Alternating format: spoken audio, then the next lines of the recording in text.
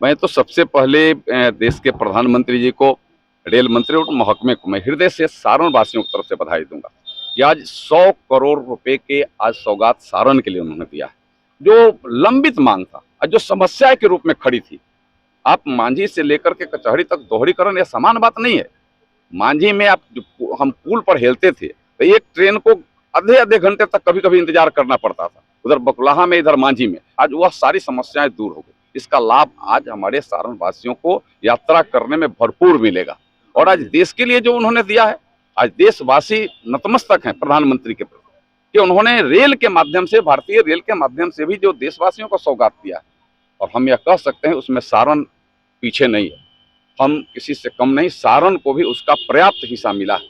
मैं इसके लिए भी फिर से बधाई करूंगा।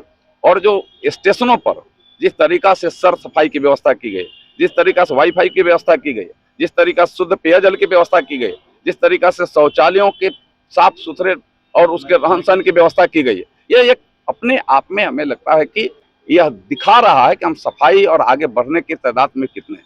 आज ये 14 और आज के बीच में अंतर है कि 6 गुना रेल का बजट बढ़ा है। और आप सबको यह संज्ञान में भी है कि अब रेल बजट पहले अलग पेश होता था, आज अब आम बजट के साथ रेल बजट भी हो रहा है। यानी धन की कोई कमी नहीं है, जितना काम आप करते जाइए और धन भी मिलेगा। भारतीय रेल अब एयरपोर्ट के जैसा सुसज्जित, सुव्यवस्थित और उस तरीका से सज सजावट के साथ यात्रियों को यात्रा करने के लिए तैयार है, यह हम कर सकते हैं। माल वाहन में भी, माल ढोने के लिए भी, किसानों के लिए स्पेशल किसान ट्रेन है, जो एसी ट्रेन है, जो छोटे भी माल जाते हैं, सब्जी इत्यादि, उनके भी वह सब्जी देश के दूसरे सैकड़ों हजारों किलोमीटर दूर जाकर के और सुरक्षित तरीका से अच्छे पैसे में बिक रही है। यह भारतीय रेल का है।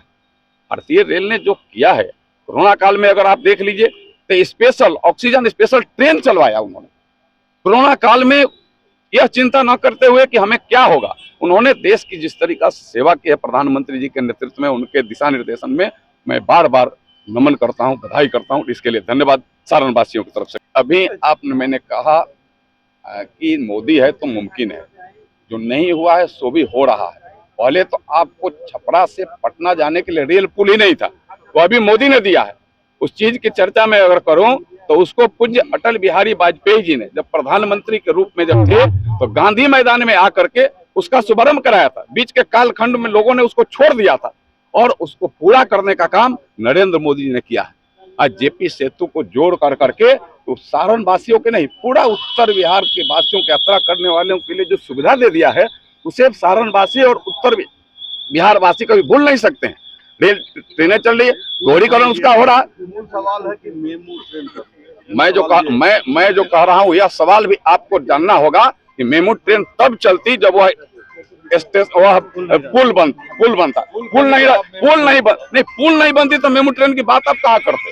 आज पुल बन गया, यह नरेंद्र मोदी का देन है। यह 14 के बाद बना है, उसका शुभारंभ हुआ। और आगे मैंने कह दिया कि मोदी है तो मुमकिन है, हर सुविधा मिलेगी।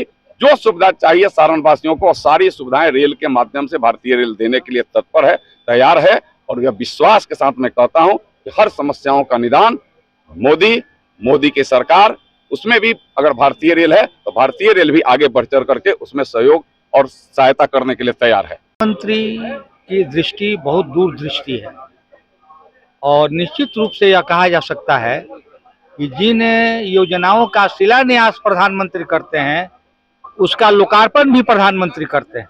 यह एक विशेषता है प्रधानमंत्री नरेंद्र मोदी का। और यह दावे के साथ कहा जा सकता है कि निश्चित रूप से 2047 तक भारत एक विकसित राष्ट्र होगा प्रधानमंत्री के नेतृत्व में। और सबसे बड़ी बात यह है कि तीसरी बार 400 पार, यह जनता के मूड को देखने से लगता है कि निश्चित रूप से भारतीय जनता पार्टी तीसरा टर्म भी निभाएगा और आएगा और 400 से पार आएगा। अभी अनुज जी